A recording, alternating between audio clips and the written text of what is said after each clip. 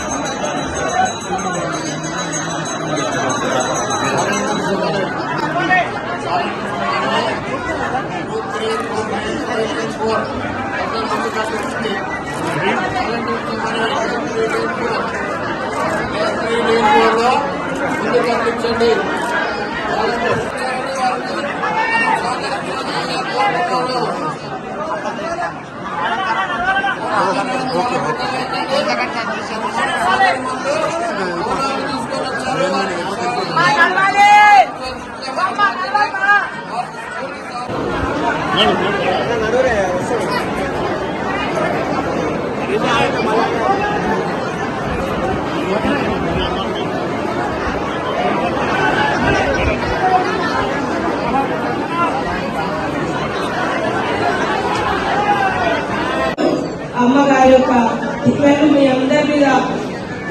ఉంటాయని తెలియజేస్తూ ఇక్కడ ఈ కార్యక్రమంలో పాల్గొంటున్నటువంటి భక్తుల సౌకర్యార్థం వివిధ రకాలుగా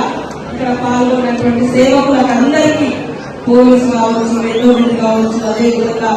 పత్రికా మీడియా కావచ్చు, రక్షణ సేవ మానవ సమితి కావచ్చు,